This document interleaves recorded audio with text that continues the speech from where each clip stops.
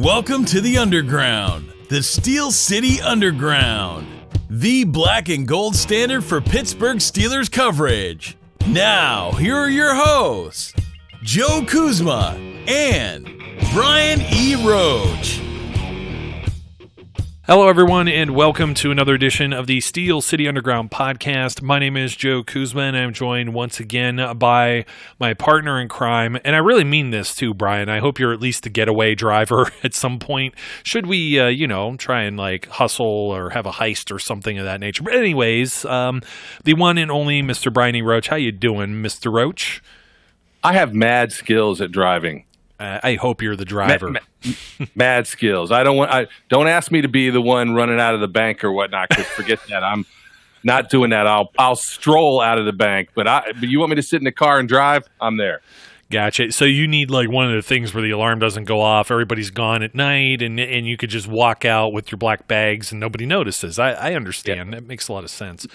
My old ass don't run no more. I was thinking of the movie Baby Driver, and I was thinking a good sequel would be old get off my lawn guy driver. That would be starring you. So there you go. I'm in. I'll sign that contract today for minimum. That's the way I'm feeling. So, we got things and stuff to talk about. We're very close, July 25th, to where the Steelers report for camp, and players will be reporting for camp for all 32 teams in the whereabouts of that time, of course. Depending on, I think the guys who play in the Hall of Fame game get, to report a little earlier or whatever. So, but anyways, everybody has different schedules for their training camps and whatnot, and we're very close here, about 3 weeks or so until we're going to get our hands dirty and actually see some football, even if it's in shorts or a little bit limited with pads. But right now we're speculating on different things this off season, and we want to take a look at the AFC North. And I'll tell you why I want to take a look at the AFC North, Brian. I'm feeling feisty today, and it's because of the holiday weekend. And, when I go back and hang out with family and we have these parties and stuff, I have to deal with Browns fans. So what better team to deal with first than to talk about the Cleveland Browns? Because that's all people are talking about, are the Cleveland Browns, and how they just pencil their name in. They're already going to win the Super Bowl. Forget about it. The curse in Cleveland's done. They've never even appeared in the Super Bowl yet. There's been only a gajillion of them. And they still talk, the Cleveland Browns fans really get on my nerves. And this is going to be something where if some Browns fans are listening to this, I don't really care. They're going to be very upset because I'm going to pop their little bubble that they're in, thinking that everything is just set for them. There's so many different storylines, and I hear it from these talking heads and stuff, and I heard it over the weekend. It's just the same regurgitated garbage and everything else. And I'm here to, prove some of those talking points wrong. It's not to say that, Cleveland shouldn't be more competitive this year, but just basing everything on last year and seeing what they've been like over the years, I'm not ready to pencil them in as Super Bowl champions and ready to make my Super Bowl parade plans yet, like some of these folks I had to deal with. So how was your 4th of July, Brian? Well, I did not have to deal with any Browns fans. Do you still have all your fingers and toes? I do. I did not do fireworks. That has to do with that running quickness kind of thing. And I learned my Pierre, whatever his name is, St. Paul. No, he's not Saint, but he's not martyred. I can't remember his name. Jason Pierre Paul. Jason Pierre, St. Paul, beer, whatever his name is, St. Pauli girl. I don't play with those things anymore. And we had nature's fireworks as thunderstorms consistently rolled through the South Jersey area, causing me to stay in the house and watch Stranger Things. Oh, well, no spoilers, because I'm working on that right now. I only watched the first episode, so I'm probably even behind you. You are. So I'm 2 in so far, and I'm almost feeling like I should go back and rewatch the first 2 seasons. Just a little side note, because I forget things. I'm starting to enter your age group where we become forgetful, and I'm like, who are these people? Oh, that's right. Which usually helps to watch the show. Who are these people? Yeah. It's always good to know who people are.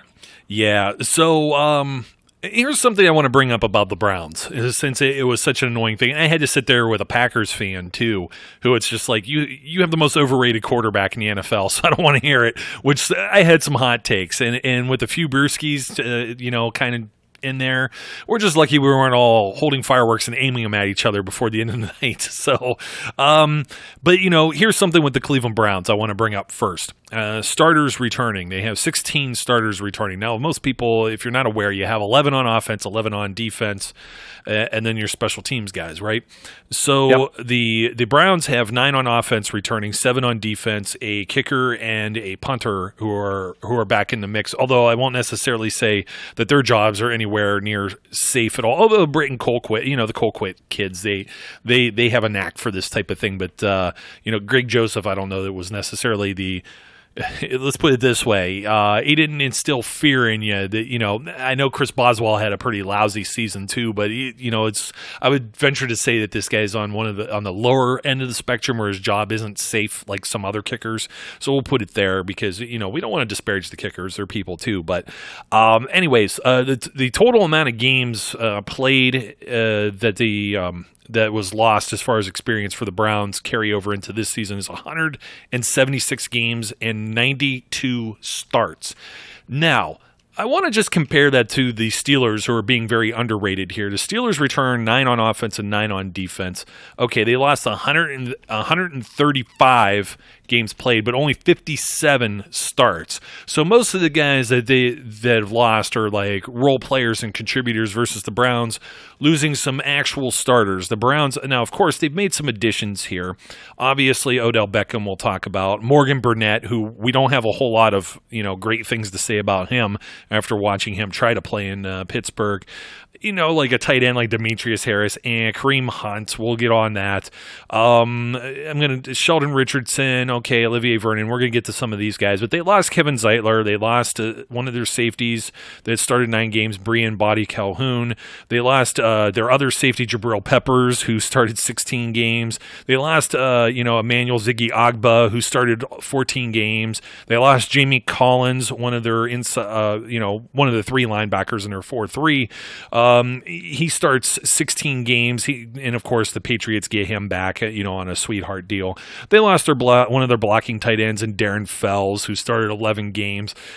These just aren't like, okay, they lost Tyrod Taylor. Okay, he got replaced. So big deal. You know what I mean?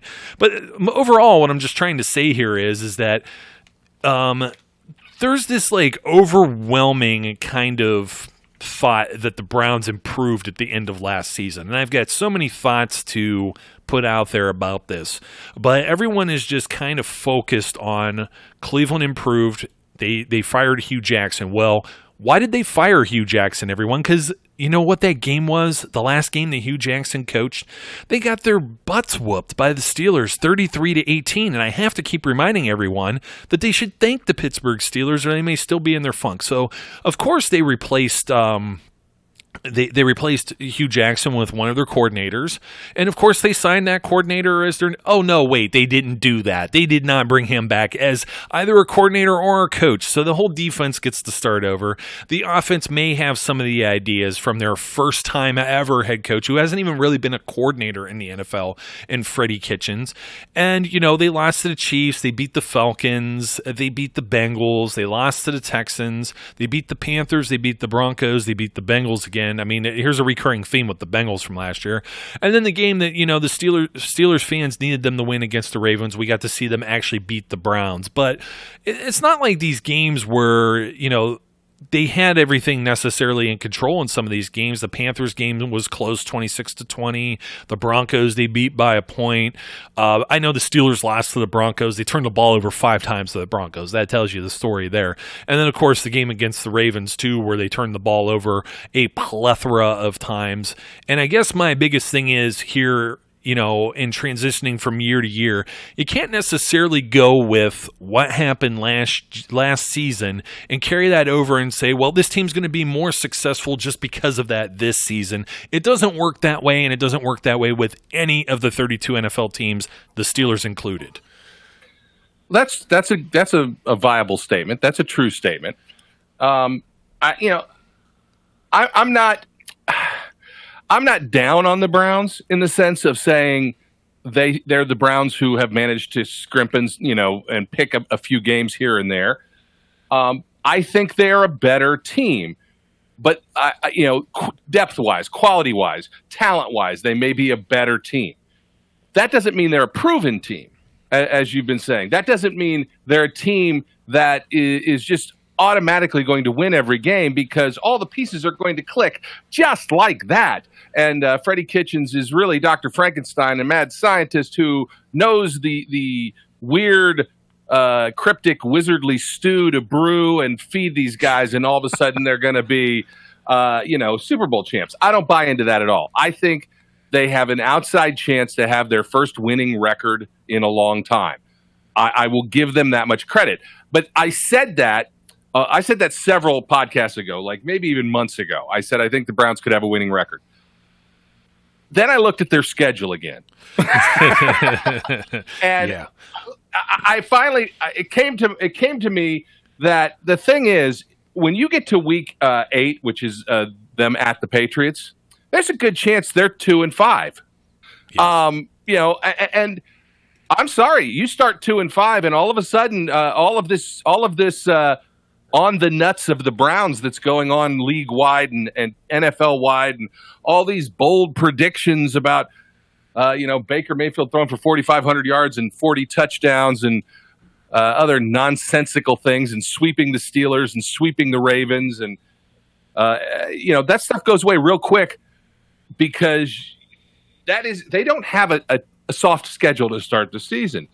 And to come back to your point about talent, they even though they added players, this is still a work in progress, and it's a first year coach. Look, I'm not going to say I don't have any animosity towards Freddie Kitchens, and neither do you. I don't think at this point. We don't know him well enough to dislike him. It's true. No, I do.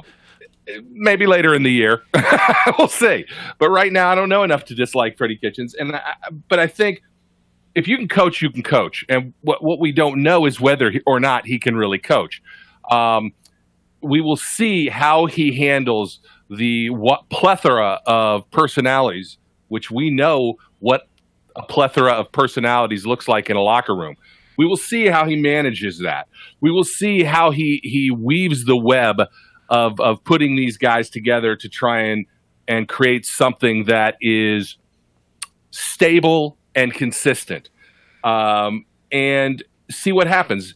Look, you got a lot of players, and Baker Mayfield is in his second year.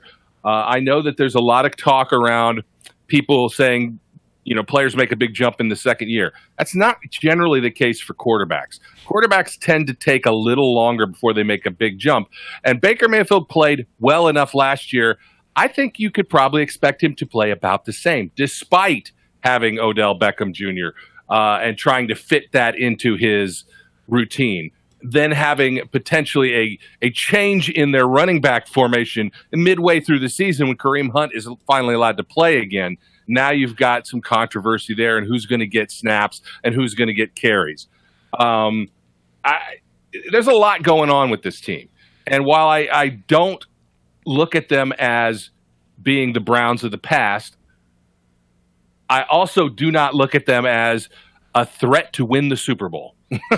Yeah, well, I wanted to go with, like guys that entered their second and third years and stuff like that. I'm going to get to Baker. I'm going to get to Odell Beckham and Jarvis Landry and offense and everything like that. But I want to start at the top here with, the Browns defense was supposed to be the thing that was kind of keeping them in games, right? And they're playing this 4-3 with Greg Williams. Would you consider Greg Williams to be an evil genius or a mastermind of NFL defenses? I would say yes. I think you may be inclined to agree with that. They told this guy, hey, say la vie. And it's kind of like, okay, now, so you're going to bring in, we all thought Todd Haley was going to take Hugh Jackson's job, right? And it's kind of funny because all the games that the Browns were close in, all these overtime losses and ties and everything, they were all under Hugh Jackson. Hugh Jackson had them actually kind of close. So I don't know who really takes credit for doing what. And then you have a guy, that was the quarterback's coach. And he jumps from quarterback coach to offensive coordinator for half a year, and now all of a sudden he's your head coach. And he had no other prior experience as a coordinator on either side of the ball. He's always been a positions coach in the NFL. I think he's been around for a while, though, like 13, 14 seasons or something like that at various position coaches. I think he's worked with tight ends and stuff, too. So, he's not necessarily new. I understand Mike Tomlin took a jump, but he at least was a coordinator for a season before he jumped into being a head coach or whatever and showing what he can do. And some of these guys can do this, some can't. But it's one of these things where you see the revolving door of coaches, of all the people that should have and could have and whatever. How many guys have we seen in Cleveland that are, offensive geniuses? They couldn't do it with all of these pieces that were supposed to be the next best thing since sliced bread, right? You had Norv Turner, you had Kyle Shanahan, you had, I think, Pat Shurmur, and you had Chudzinski, and you had all of these guys that were supposed to be these big NFL to do. They're the next shining star, and then they, fizzled and burned whenever they got to Cleveland. And that's going to kind of be my point here with Freddie Kitchens. Whose playbook was he using? Whose playbook was instituted when Hugh Jackson got canned? That was Todd Haley's. You just don't go in and put in a new playbook in halfway through the season. So they were still using at least the bones of Todd Haley's offense that was implemented there. What are they going to do this year? Is this Freddie Kitchens, or is this who's the new guy that they got? Now I'm hearing Kitchens too, maybe calling the plays, and this has been probably a big problem. This was Hugh Jackson's problem too, because he tried to do this too, right? Because he was an offensive guy. He was the Bengals offensive coordinator, so. They got this Todd Monken. Okay, who knows? Some of this might work out, but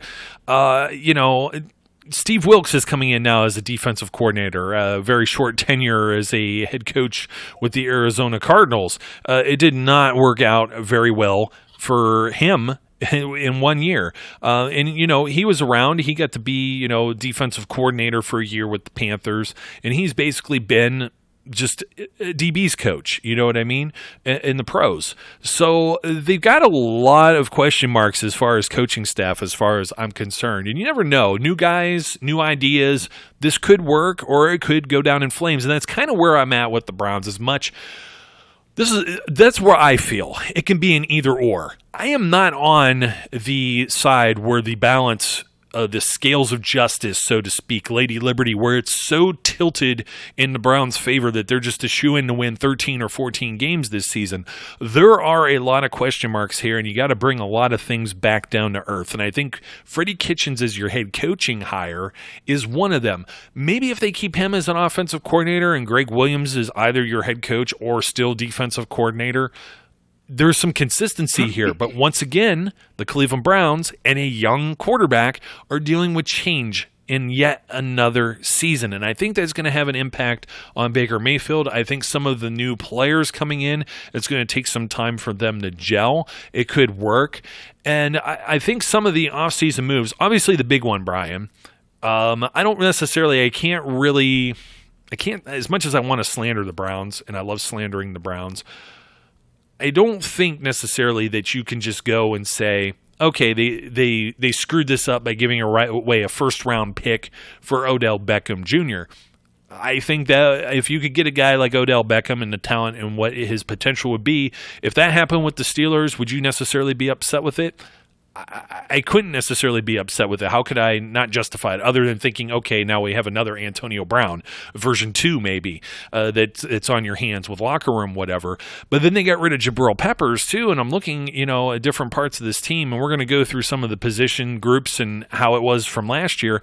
I can't build a bridge from saying, okay, they improved some last season. Now I think they're going to be in about the same ballpark. I know it's a hot take for some people, and everyone gets mad at me about this. But I'm like, hey, plus or minus 7 wins. I'm looking at them as like about a 700, or I'm sorry, a 7-win team, about a 500 ball club. And you were talking about it with their schedule. And, I'm trying to jump around here because I got so many things I want to talk about. But just jumping. Well, go ahead, and then we'll get into. Let me talk about Odell Beckham Jr. Sure. For a second. I want to give you two sets of numbers: 12, 13, and 10. and 3 and 6. 12, 13, and 10 are the touchdowns Odell Beckham Jr. had in 2014, 2015, and 2016. 3 and 6 are the touchdowns he put up in 17 and 18. Now, I know he was hurt in 2017. He had been dinged up some in 2018. He only played 12 games. But you put those two seasons together, and you got 9 touchdowns in 16 games. This is, I don't think there's a guarantee that Odell Beckham Jr. is the one-handed catch wonder that everybody thinks he is anymore. When receivers start to get dinged up and start to get the injury bug, they go downhill fast. And while I'm not saying that's what's going to happen to Odell Beckham Jr., I hope that the guy continues to be an excellent player. He certainly has the talent.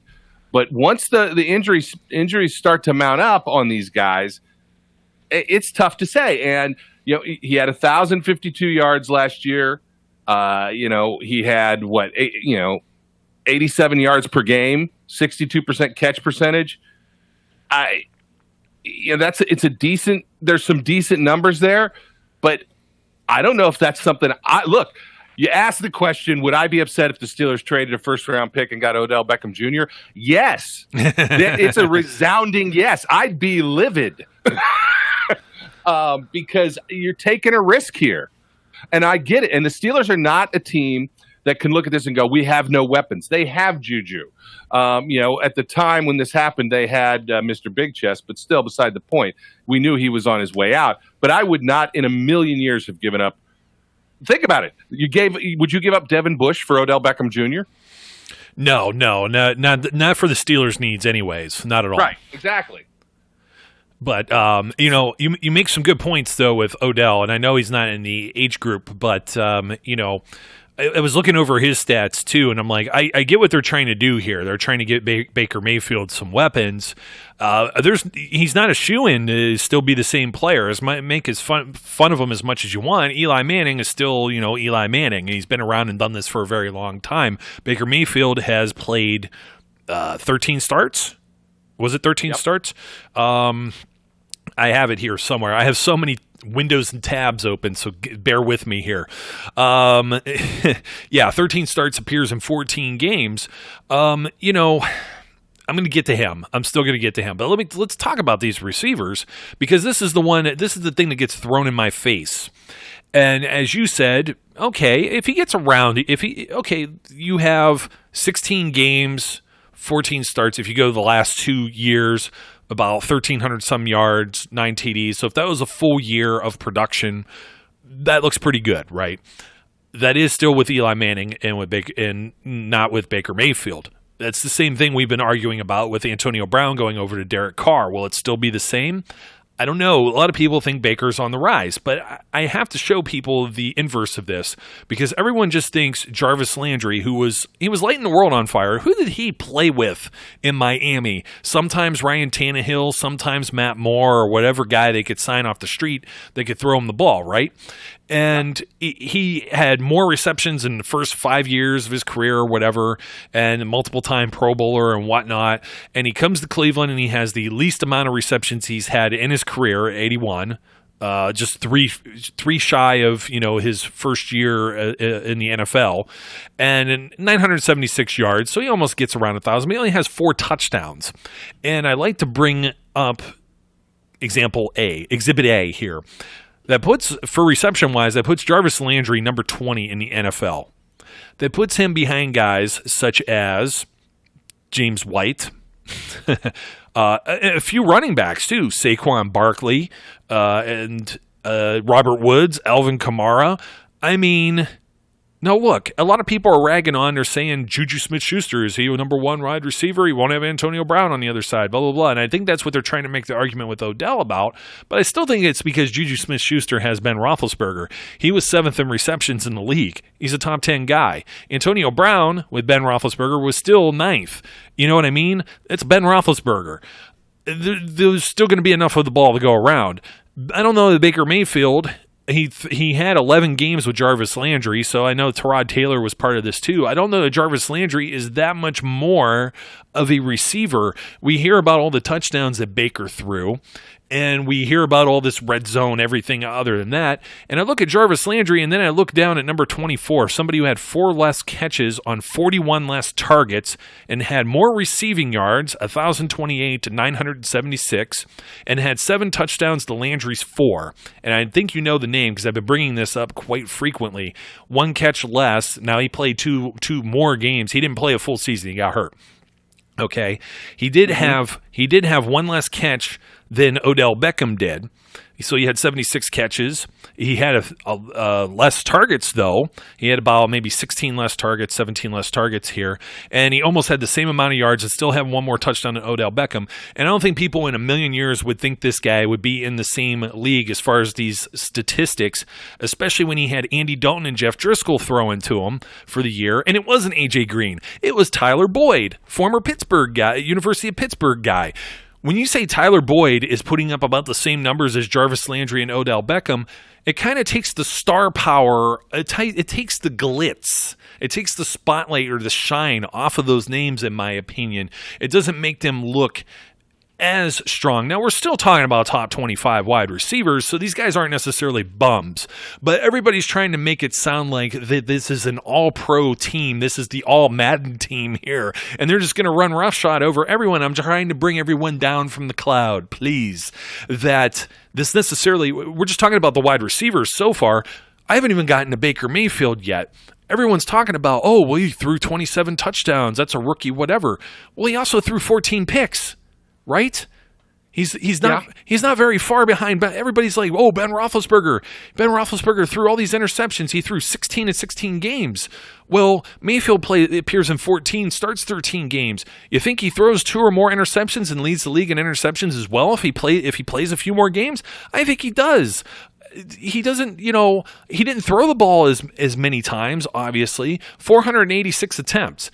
He's down there in the middle of the pack. He's just behind Drew Brees, who wasn't throwing it as much. But when he's around guys like Dak Prescott and Deshaun Watson, who's 2nd and 3rd year running backs, who are mobile quarterbacks and get hit like a piñata. Watson got hit 62 times last year. Prescott got hit 56 times last year. They're the top 2 when it comes to that category.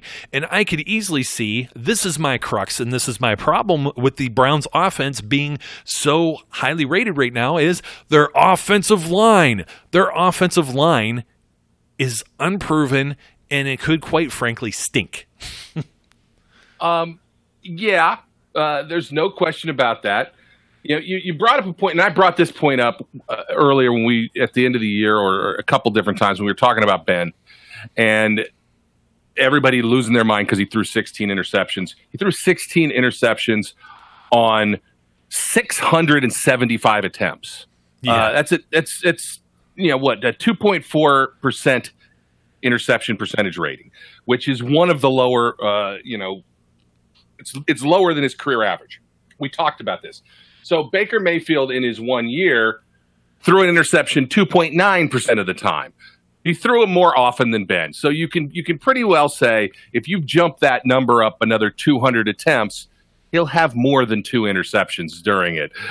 He's likely to have closer to 6.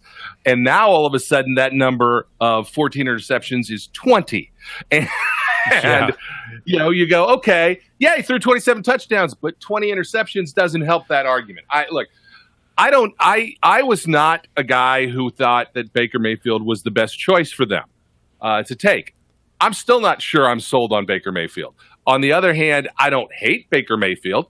I think he has the ability to be a starting quarterback in the NFL. I don't know that I think he is a franchise quarterback. And what we saw last year does not make me think that I know that answer yet.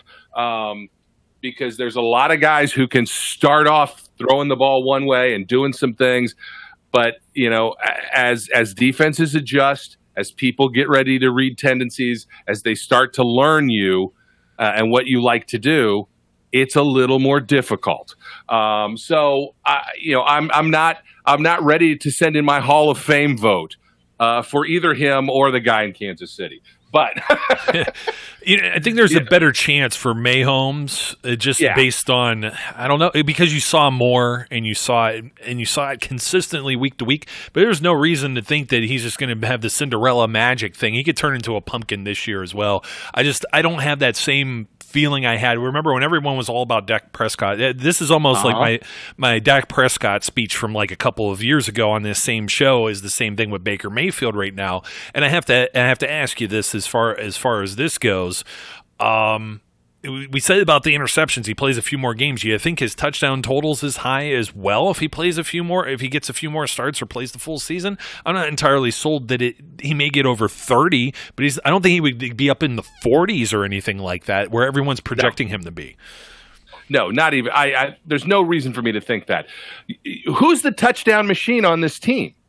In order to throw 40 touchdowns, you got to have some receivers who are touchdown machines. Jarvis Landry is not a touchdown machine. He's never had double-digit touchdowns in the league, ever. So he's not a touchdown machine. Odell Beckham might have been a touchdown machine at one point, but he certainly isn't been one over the last 2 seasons. And there's no reason for me to think all of a sudden he's going to go back and get 12, 13, or 14 touchdowns next year. Again, I'm a little bit more pessimistic by nature. I tend to doubt until you prove me wrong. I need to see evidence that this is going to work before I'm willing to say, oh, yeah, it'll definitely work because everybody says it will work. And we all know how much faith I have in what the NFL network experts say. None, zeros, nada. So, yeah. Because we were going to talk about the schedule.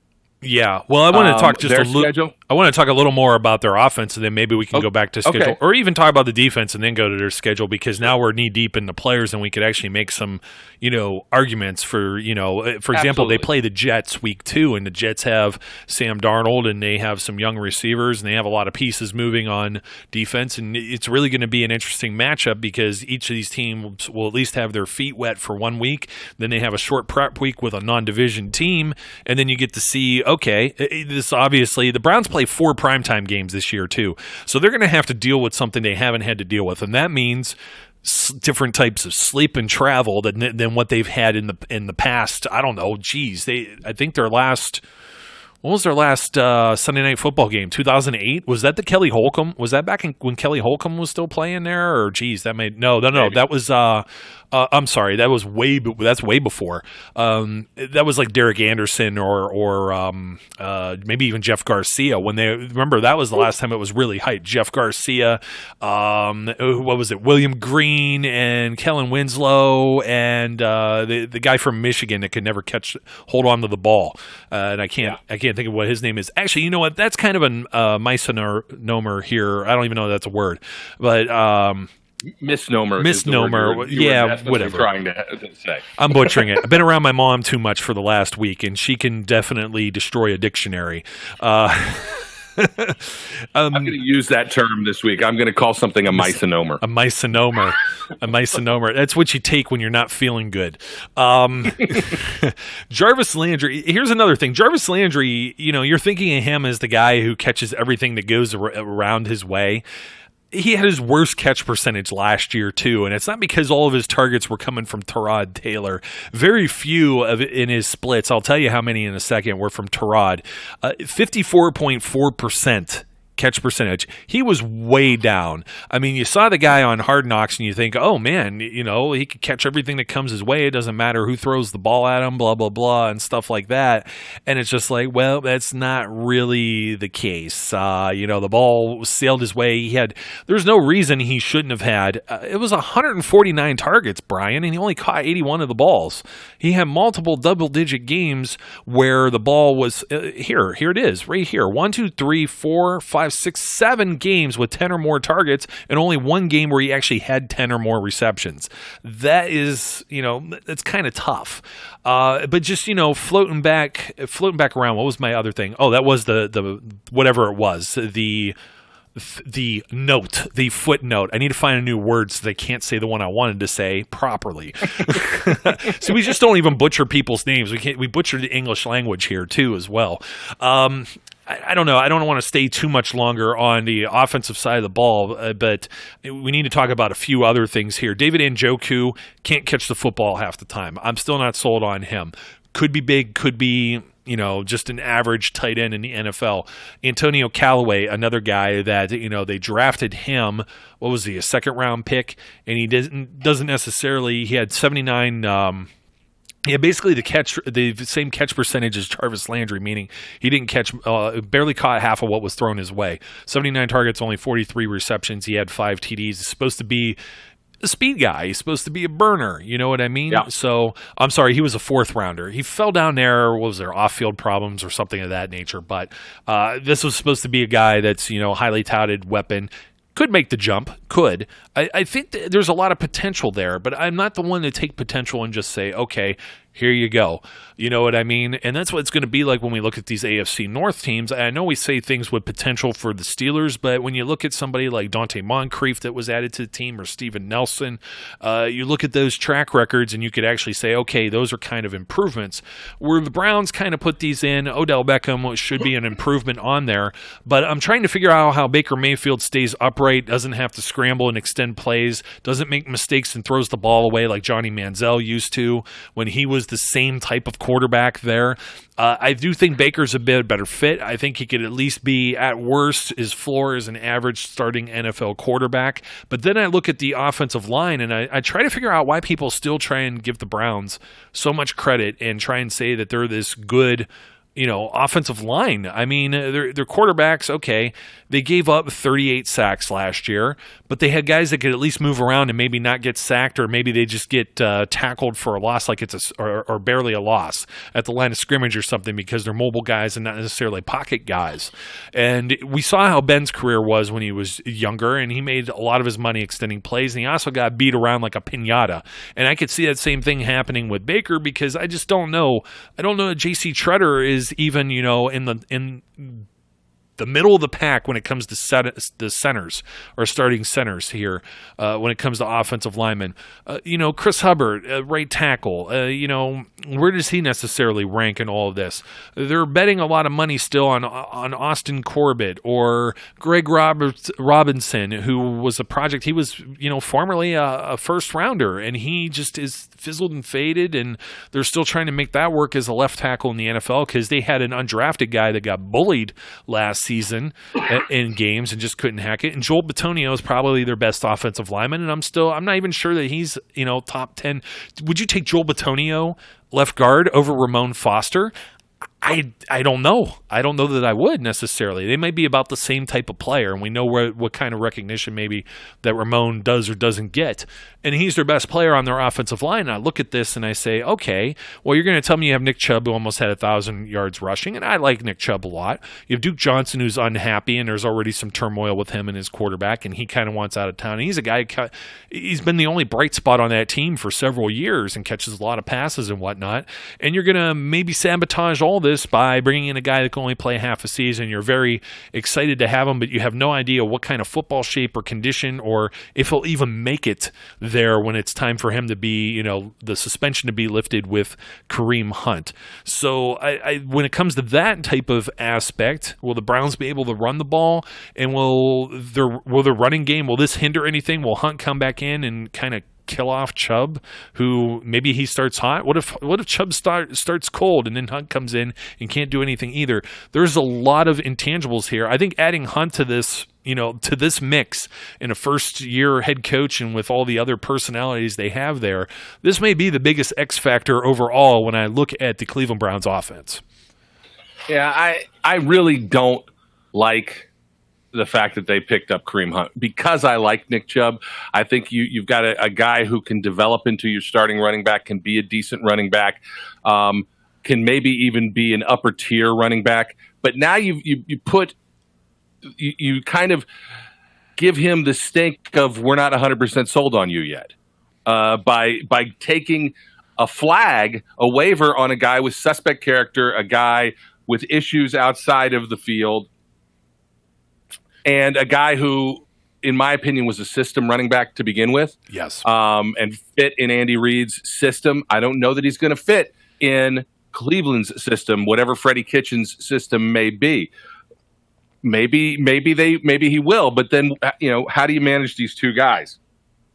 I just don't know. Again, I think that's a big area. I agree with you. I think that's an X factor. That's a big area of contention that new head coach is going to have to deal with midway through the season. And think about this: what if the Browns start 2-5, and now they're midway through the season? They're at week 8 because their bye is, I think, in week 7. So they're in the middle of the season, and now Kareem Hunt comes back. Can you imagine the turmoil going on in Cleveland after all of this nonsense? Those Super Bowl champions, they're going to set the world on fire, sweep the Steelers, sweep the Ravens. They're going to sweep the division. It's going to be it's given to them, and they're 2-5 at week 8. Yeah. And now Kareem Hunt comes into this mix. That's a lot to put on a rookie head coach. If they can get out of the first half of their season with a winning record, which I would be very surprised by, or even just close to break even,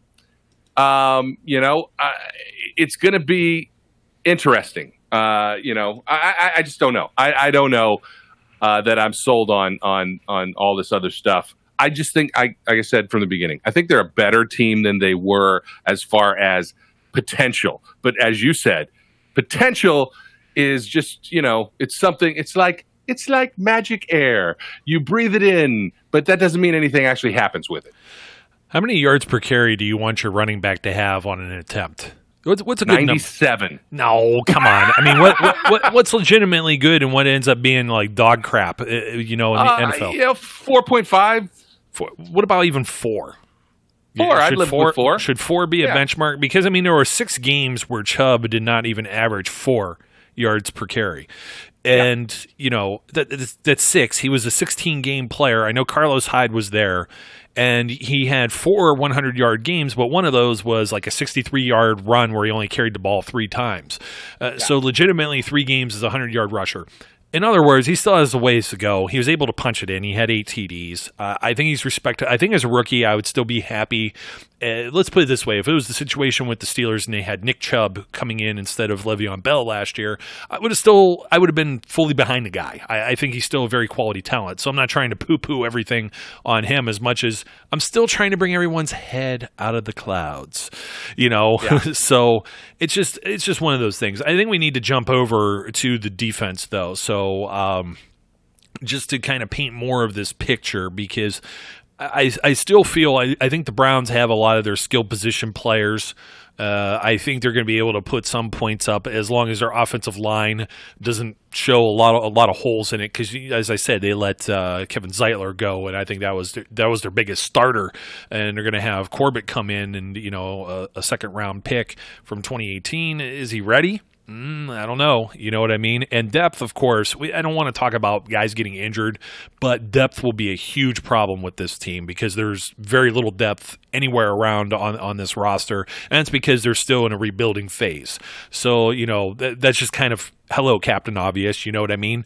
So yeah. When I look at the Browns on defense, they added Sheldon Richardson. And, this is a guy to kind of stuff the middle of the defense. That's what he's meant to do. He got to the quarterback 4.5 times last year. That's pretty much all you could expect from a defensive tackle, I think.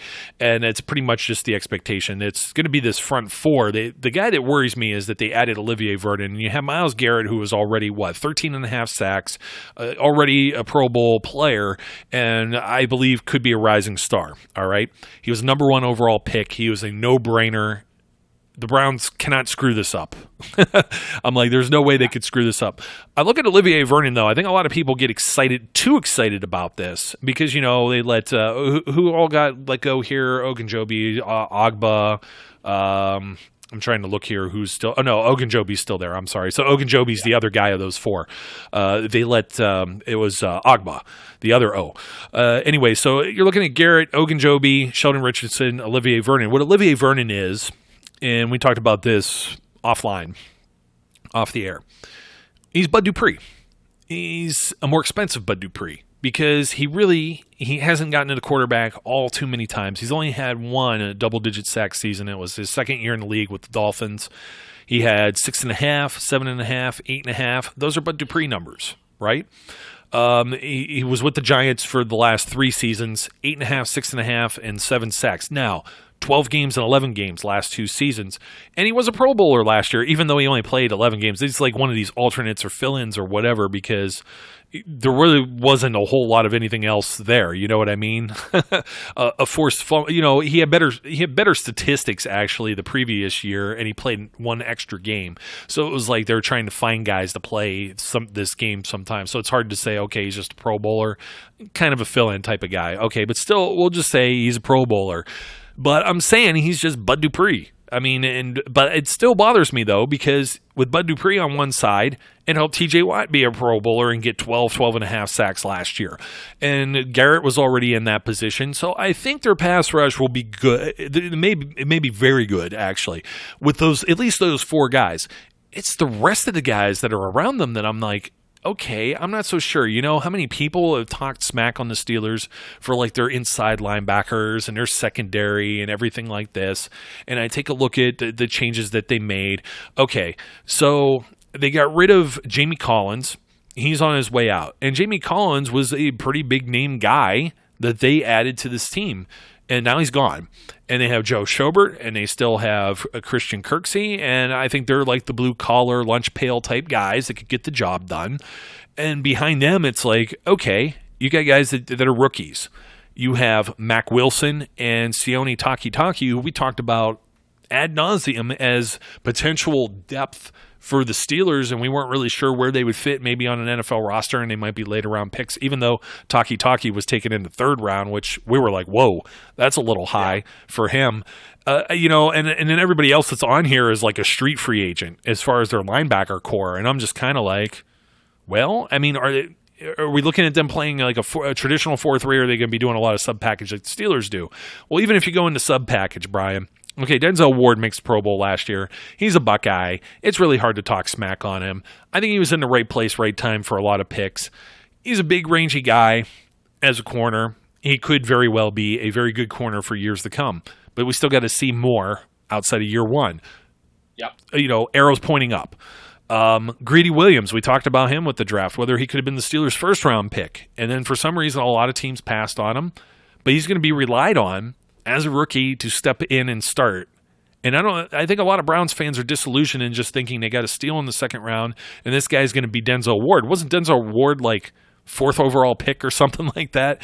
Yes. He was, I don't know that the comparison's still there when a lot of teams, there were a lot of cornerbacks who went before Greedy Williams. It doesn't mean Greedy Williams is going to suck necessarily, but there's going to be a lot of pressure there because when I look around this depth chart, and I said, they got rid of some of these guys like Brian Body Calhoun and like that. You have TJ Carey. You have, I don't even know who some of these guys are, Terrence Mitchell. And they got another 4th rounder, Sheldrick. Oh, no, I'm looking in the safeties. I'm sorry on that one. So Terrence Mitchell, Eric Murray, these are guys from a trade, this street free agent guys or waivers or anything like this. Philip Gaines off of a waiver, formerly with Buffalo. Donnie Lewis Jr., a 7th round pick. Tavere Thomas, who was waived by Arizona. There's no experience here whatsoever. The only experience here is Denzel Ward, and he's played 1 season. That, I think, is a problem with the cornerbacks. Yeah, I want to start off addressing your Bud Dupree, Olivier Vernon comparison. Okay. And this is I just want to make sure folks understand we are actually addressing 2 different positions and comparing them. So while Bud Dupree has never had as many sacks in a single season as Olivier Vernon has, other than his first season where he had 3.5, the closest is Bud's had 6, and Vernon's lowest other than that 3.5 is 6.5. But here's the difference. Bud Dupree drops back in coverage. Olivier Vernon does not. He's a defensive end, whereas Correct. Bud Dupree is an outside linebacker. So when we're talking about that comparison, understand Dupree's sack numbers are going to be slightly less. We're acknowledging that. All right. So they are slightly less, but they're not so much less that you go, well, all Olivier Vernon does is rush the passer. He plays the run and rushes the passer. Bud Dupree plays the run, rushes the passer, and drops back into coverage. So he's got more opportunity to get to the quarterback than Bud Dupree has. And in those more opportunities, he's really only managed 1, maybe 2 more sacks over the past 3 seasons or 4 seasons, which are comparable to Bud Dupree's seasons. Yes, he had a big year in Miami where he had 11.5, but he's got nowhere near a sniff of those numbers since. So I just don't want somebody to jump in the comments and go, "What are you talking about? Bud Dupree doesn't have as many sacks as Olivier Vernon." They're two different positions. They're edge rushers essentially. Yeah. So one with far less. We've gone through the stats. Dupree and Watt drop back a lot more than Myles Garrett or Olivier Vernon will even get close to, probably over 3 seasons total cumulative. Probably a third, 2/3 of the time less. Here's one way to look at this. In how many ever years? 7 years, Olivier Vernon has 2 passes defensed. 2. In Bud's 4 years, he has 6. So, that's 3 times as much. They're not huge numbers, but get it that they're much bigger, because you're having much more opportunity in pass coverage. It is what it is. Okay, so I just wanted to make that clear. We're not playing with a stacked deck here. We understand we're comparing 2 different positions, but if you equate them, yeah, you're right. Olivier Vernon is essentially, for a defensive end, giving you Bud Dupree numbers. So, yeah, there you go. Now, Denzel, look, the cornerback situation is what it is. There's some risk there for them. Denzel Ward is going to get, probably not a lot of attention, right? Whoever he's up against, they're going to pick on Greedy Williams a lot next year. Yes. Quarterbacks are going to pick on Greedy Williams until he can prove that they shouldn't pick on him.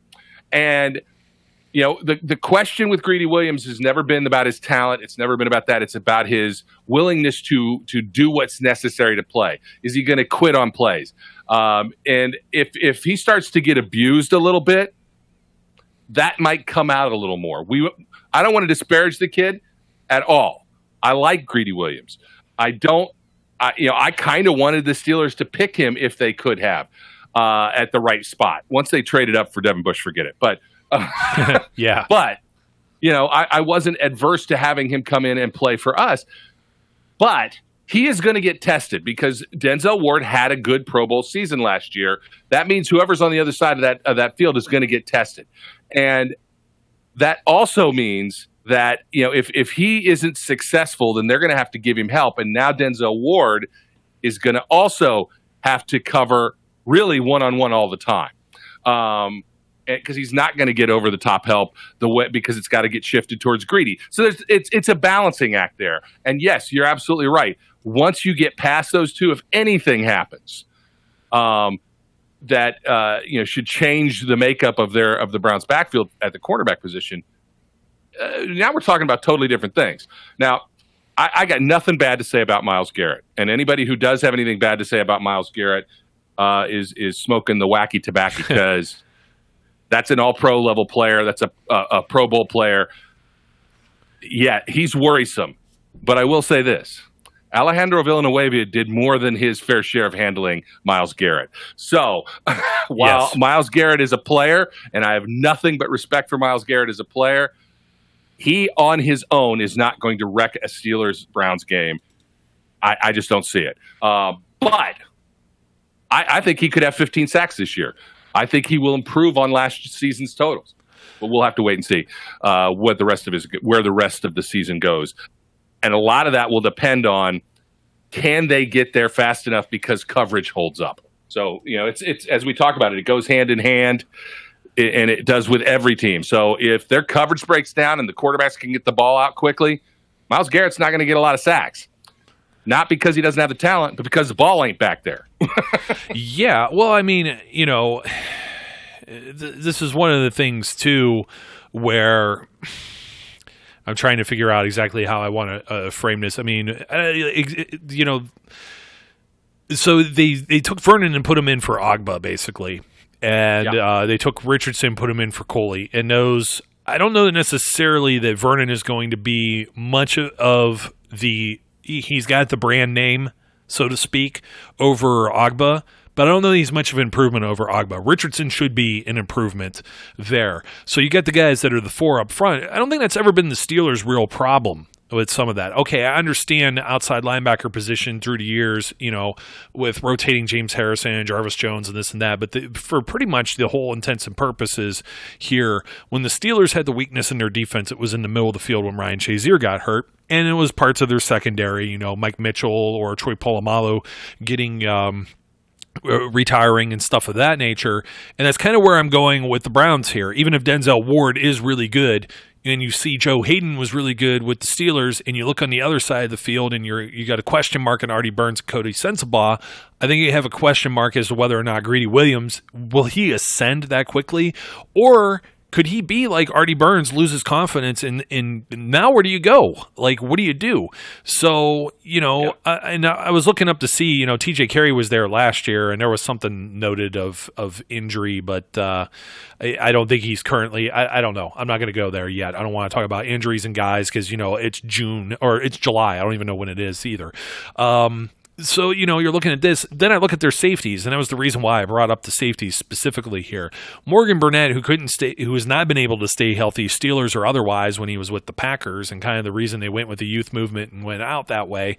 And then the Steelers went to pick him up, and he didn't want to play anything but, he wanted to be a starter, but he wasn't healthy and he wasn't available. So he was basically shown the door. And it's one of these things. Okay, the best ability is availability. Here's a guy who missed 5 games in 2015. He missed 1 in 2016, so he's kind of on stable ground. Then missed 4 in 2017. He only had 2 starts with the Steelers officially. He was only available for 11 games. I know his snap totals weren't up there. He didn't want to be a dime backer. So you're going to pencil him in as a starter, and you're going to hope to get as many games as you can out of him, because your other guy, Demarius Randall, who was a running mate of his also in Green Bay, he isn't necessarily a proven commodity either.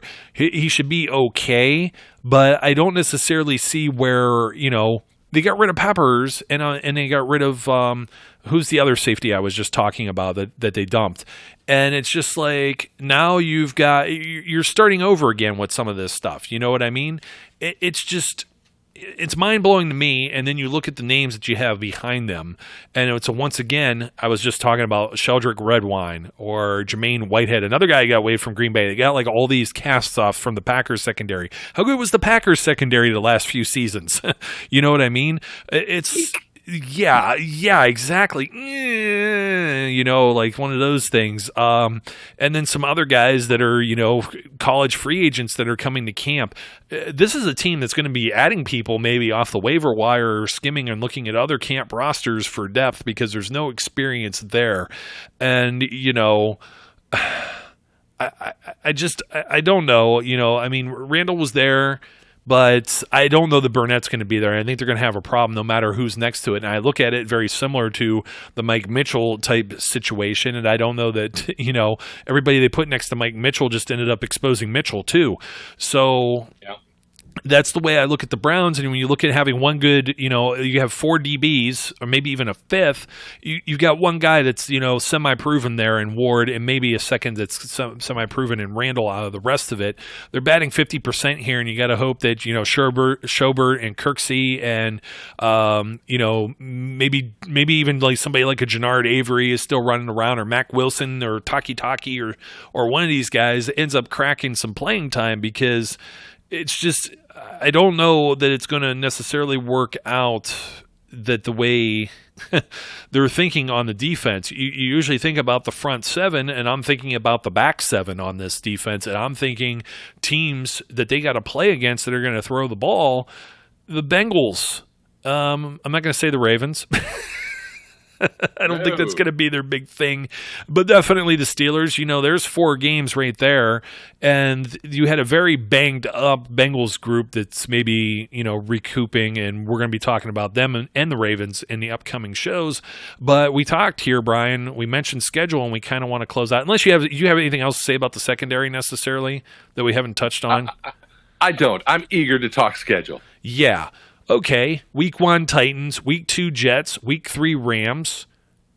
Week 4 in the Jets and Rams, weeks 2 and 3 are penciled in as primetime games. They won't be flexed as of just yet. Of course, the Monday night game's locked in stone with the Jets. They play on the road at Baltimore, week 4, afternoon, your usual 1 o'clock AFC North football time. Then week 5, another Monday night game at San Francisco, which there's a team, when you talk about adding a lot of new pieces and stuff too, it's a coin flip there. What's going to happen with that?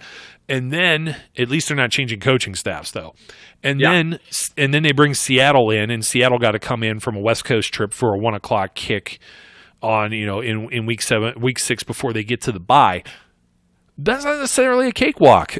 The Titans were 9-7 last year. People are high. I don't know what to think about the Jets. I think the Jets and the Browns, at this point on paper, favorably match up. The Rams were in the Super Bowl. The Ravens is an AFC North team. The Niners, again, this is on paper match a favorable. They're a matchup. And then the Seahawks. Who's to say what the Seahawks do when they travel over this way?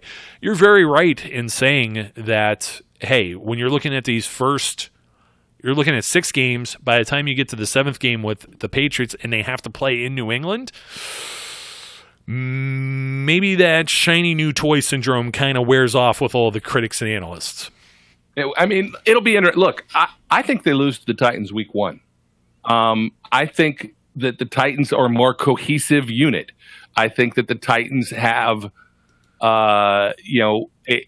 they've got more. I don't know. I haven't looked at them close enough to really say what I feel, but I feel that that's a unit. This was on the verge of, being a good to upper tier team last year if their quarterback could not be hurt half the time.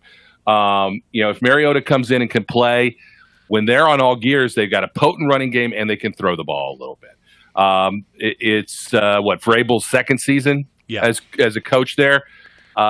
He's going to have a better handle on things. I think they lose to the Titans, and I want to see what happens if that in fact occurs. The Browns come out and are 0-1 to start. Does everybody jump off the bandwagon? Oh my gosh, same old Browns. Say that again. I think that when they go to New York, they'll beat the Jets. I don't have a lot of faith in the Jets. I'm sorry, I just don't. I look at the Jets and I think they're a hot mess. So I think that they can beat the Jets in New York. I got a question for you. Yeah. Who do you like better for this upcoming season, Mayfield or Darnold? I'm going to say that I probably actually like Baker a little better, only because I don't think Darnold has anybody to throw the ball to other than Le'Veon Bell. And he's only a wide receiver too. Yeah. So I don't know. If they had equal weapons, I probably would go with Darnold, but I don't think they do. So I think they can win that game because I don't see anything in the Jets lineup to impress me really at all. But then Rams, I think, is a loss. Ravens in Baltimore, they couldn't do it last year. Damn it! I don't think they're going to do it this year either. Yeah. The at the 49ers is a winnable game, maybe. But again, now you're taking into account cross country travel, playing late. That maybe the fact that it's a Monday night game actually is a benefit to them, but because of the long trip to go out to San Francisco, but they could lose that game too, just as easily. Remember, it's hard to do that kind of travel. Then they come back. Seahawks. I'm going to say the Seahawks beat them, and the Patriots they lose. If I said they could be 2-5. If they beat the Jets and the 49ers, they're 2-5. If they don't beat the 49ers, they could be 1-6. It'll be interesting to see how teams game plan. Like the Titans, I would assume are going to run the ball and try and wear you down a little more. And we were just talking about, okay, you got the 4, horses up front there. I don't know about the 3 linebackers in that situation. How's that going to work? Or, are these guys going to rise above what's expected of them? And then with that secondary, it'll be interesting. And I think the Jets are kind of, I don't know, the Jets will be an interesting team to watch. And that's going to be that's the one that's going to be hyped up because of the 2 picks, right? So, yeah. But that, again, that's in the Big Apple. That is a New York City primetime game. And then the Rams, obviously, another primetime game. They get the Rams at home which is kind of ridiculous. So they get another one of these West Coast teams that come over their way. But we'll see. The Rams put up a lot of points last year. I don't know. I don't know what to think of the Rams, to be completely honest. I don't know. A lot's changed there necessarily. So we'll see if, what they do in their second year here too. And we're up against it, but I'm going to knock a few of these out some more. Going into Baltimore is tough for anybody. It's tough for Pittsburgh. It's tough for anybody. But I think the biggest thing with the Ravens is being at home. Is, you got all these weapons in the secondary. I think the Ravens match up with them quite well. They will not have a problem covering all of the things the Browns try and throw at them. I think the Browns will have trouble covering somebody like George Kittle when they go to San Francisco. And if Garoppolo's the quarterback there's some things going on there that could be interesting. And again, that's a Monday night game as well. So that's going to be interesting with the travel and going there. And then of course, Seattle, I don't know what to say there, but it's Russell Wilson as the quarterback. I don't know. The Seahawks aren't always that hot early in the year either. They're kind of like underwhelming, just like the Steelers and even the Patriots are to a certain degree when they start out the year. But by the time you get to that's week 6, but you're in October. So football should be turning around. They got to take 2 trips. They got to go out to New England on October 27th. Then they got to go out to Denver, and we'll see what they can do. I don't know what to think of Denver right now. They're changing things too. They get a home game with Buffalo. Okay, a push. Then here's where the Steelers are set up for the job. They got to play. Yeah. It never behooves the away team to play on a Thursday night. Almost all of them can be blowouts, high scoring. So this will be the one where I may have to roll my eyes at all the Browns fans that I know, just running their yappers about how they're going to be Super Bowl bound. They might get their first win against the Steelers, blah, blah, blah, in an eon and all this other stuff. But they have 3 home games, and then they kind of mix and match there. They have to play the Bengals twice in December. They have another return trip with Baltimore. We still don't know what Arizona is. And then, of course, they have to travel to Pittsburgh, and that'll probably be a payback. So they play the Steelers, twice in 3 weeks. Less than 3. Well, I guess it's kind of the mini bye thing. So 3 weeks. We'll just call it 3 weeks. So, yeah. That's why I say 7 wins. I mean, it's tough. This is a tough schedule, period. All of the AFC North, this is a pretty tough schedule with the West Coast teams, and just not knowing what San Francisco and Seattle is going to offer. The Rams, of course, the way they're going to be. The AFC least, I really don't know. You know what I mean? And we're all making speculation and things like that. But I can tell you one thing. If you try and pull 11, 12, 13 wins off of this schedule, I would like to see how. I would like to see Maurice Jones-Drew go up there with his magic telestrator board and do the same thing he did to the Steelers and try to explain. Because the Steelers, when you tell me that the Browns, Baker Mayfield threw a bunch of touchdowns in the red zone. The Steelers had a top red zone offense last year. They had a number 1 wide receiver in Juju Smith-Schuster. They have already replaced Le'Veon Bell. The only guy that they've lost is Antonio Brown. Okay, they didn't add an Odell Beckham Jr. or something like that, but they did add Devin Bush. They did add another cornerback to this thing. So, when you're downplaying them and how their season imploded last year, they were still in a lot of close games, just like the Browns were. You can't necessarily tell me that one arrow pointing up necessarily means that somebody's just directly going to the Super Bowl. I'm not putting the Steelers in there either, but the main crux of all of this is they have a proven head coach. As much as you dislike that comment or not, the guy has not had a losing season, and he tends to get it done. And they have a franchise quarterback who's never had a losing season either. And I'm going to take both of those over any of these high aspirations that everyone has for the Browns, because it's going to take a monumental collapse of the Steelers. Even if they play average, it doesn't necessarily mean the Browns are a shoo-in as an AFC North champion. Yeah, I want to say something about that home team advantage for the Thursday night game. How many primetime games has Ben lost? 5. It's he very likes minimal. to play at night. Yeah. He likes playing primetime games. So the fact that they get them on the 14th at 8:20, a Thursday night game, that's going to be a primetime game. We know that Ben likes to play in primetime games. The fact that it's later in the season this year, where all the jitters have hopefully gotten worked out, the second preseason of the first quarter of the schedule is over. I just don't see them even splitting with the Steelers, to be quite frankly. I think the Steelers will sweep them again. And there's reasons that I say that.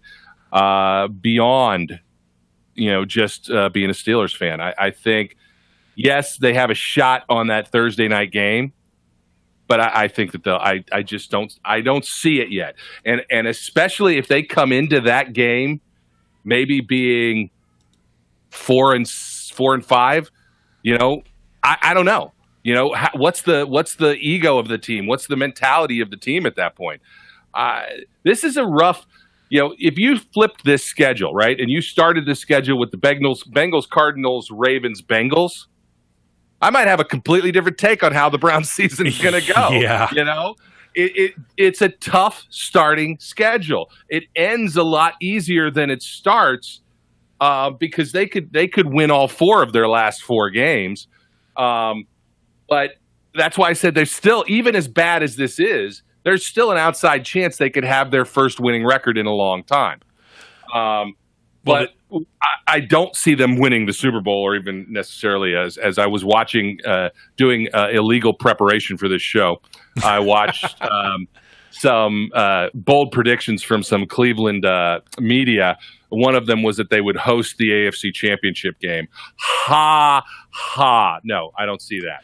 Well, in order, I do think there's only one playoff team coming out of the AFC North, and I think the Browns would have to win a division because I don't see them. Like, you look at the AFC South and you look at the AFC West and those teams, and I see those teams being very competitive in records. And unless the Browns and Steelers are both, 11-win teams somehow, I think that's the only scenario where you get 2 that go in, and that means somebody else in one of the other divisions has to have a collapse too. And a lot of it is speculation. I think playing the Ravens and Bengals later in the year is not going to be very beneficial either. If you got them early where they're still trying to gel and find their way, the Ravens will have found their way, I think, at least whatever the identity of their team is, for better or worse, by the end of the year with Harbaugh. And I think the Bengals may too, but they have new coaches and stuff. And we're going to be talking about that in the coming weeks. We're way over time for a change. Brian must have really missed me, and we wanted to give you a little bit more since we didn't get to talk to you, during the 4th of July and whatnot. So this may set off some fireworks. We're looking forward to all the word vomit that's going to be in the comments section over on YouTube and all the hate mail that we're going to get because we just tarnished everyone's, beloved Cleveland Browns for this year. But I'm going to leave you with one final thought on that, and that is, does anyone remember how well the Dream Team Chip Kelly had in Philadelphia did? I think they missed the playoffs. I don't even think they got there. So that's what all this talk reminds me of, and it's nauseating to me to even entertain all of this stuff. And it isn't necessarily that I would entertain the Browns being a more competitive team or whatever. It's just the gusto with which people are approaching me with, what do you think about the Browns moves? What do you think about their draft? Oh, please. This is the same thing you came at me with when you took Brandon Wheaton and Trent Richardson. So in the words of my good friend Mr. Roach, get off my lawn. Absolutely. I think I have a little more positivity towards the Browns this season than you do, but it's not a lot. And it's not that I don't like what they're doing, and it's not that I don't like the way that they're headed. But to take a team that still didn't have a winning record, still didn't make the playoffs, and suddenly say next season they're Super Bowl champs with the schedule that they have, I ain't buying what you're selling. Oh, Chip Kelly got there. He lost in the wild card or whatever, and then they lost to the Saints. They actually hosted the game, and then they lost the following year. They went 10-6 both years, and one of those 10-6 seasons missed the playoffs based on tiebreakers and everything too. So, but what I'm saying is that they didn't live up to being crowned Super Bowl champions in June or whenever people do these type of things. So, yeah. Absolutely. But once again, thank you, Brian, for joining me as always. And I want to just remind all of our great listeners out there, don't forget to like, comment, and subscribe. My name is Joe. His name's Brian. Until next time, we encourage everyone to be safe, be good, and we'll catch you later. We would like to thank you for listening and remind our listeners to follow us on social media and our website, www.steelcityunderground.com.